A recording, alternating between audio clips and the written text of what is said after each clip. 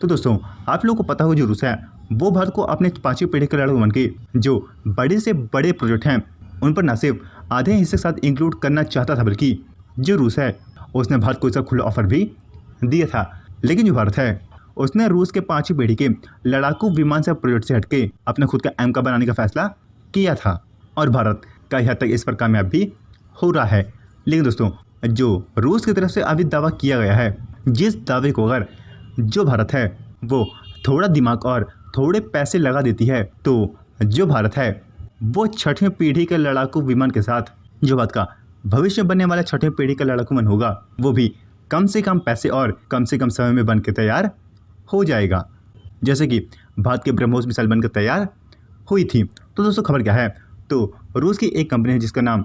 United engine cooperation है और जो उसके चीफ एग्जीक्यूटिव ऑफिसर यानी मिखाली हैं, उन्होंने अपने एक मीडिया इंटरव्यू के दौरान ये कहा कि जो रूस है वो जल्द ही अपना खुद की 6th जनरेशन फाइटर एयरक्राफ्ट का जो प्रोजेक्ट होगा उसको शुरू करने वाला है और जो रूस है वो इसकी शुरुआत 6th जनरेशन के इंजन से करेगा। और आप सब लोग को पता होगा कि जो 5th और 6th जनरेशन की टेक्नोलॉजी है इस पर जो सबसे बड़ा सेंध मारने का काम करता है वो चीन ही है। और आप सब लोग को पता होगा कि जो रूस के 6वीं पीढ़ी के इस प्रोजेक्ट में सबसे बड़ी बाधा आने वाली है वो बाधा आर्थिक बाधा आने वाली है, जैसे कि जो रूस होगा वो भारत और चीन जैसे बड़े अर्थव्यवस्था वाले देशों से इस प्रोजेक्ट में न सिर्फ इंक्लूड होने के लिए रिक्वेस्ट करेगा, बल्कि जो रूस है वो आने समय हो सकता है भारत को स्टाइल सबमरीन की टेक्नोलॉजी ऑफर करे, जैसा कि रूस ने चीन के साथ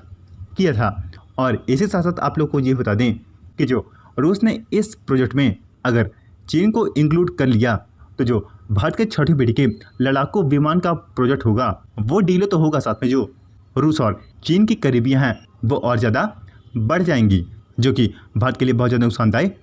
हो सकता है। और हमारे हिसाब से अगर रूस भारत को इस 6वीं पीढ़ी के इंजन के प्रोजेक्ट में शामिल होने की रिक्वेस्ट करता है तो भारत को थोड़े बहुत पैसे खर्च करके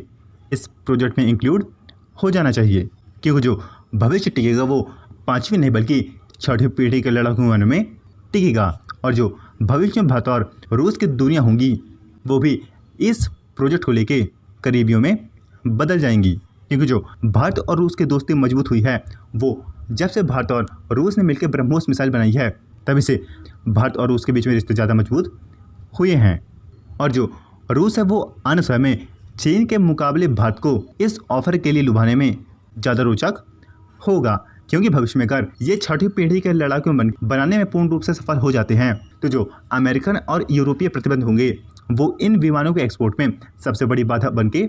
उभर सकते हैं। और अगर रूस भारत साथ मिलकर ये लड़ाकू विमान बनाएगा तो ना ही इस पर ब्रह्मोस मिसाइल जैसे एक्सपोर्ट के लिए कोई भी प्रतिबंध लगेंगे और जो रूस की हिस्सेदारी और रूस के 6वीं पीढ़ी के लड़ाकू विमान की जो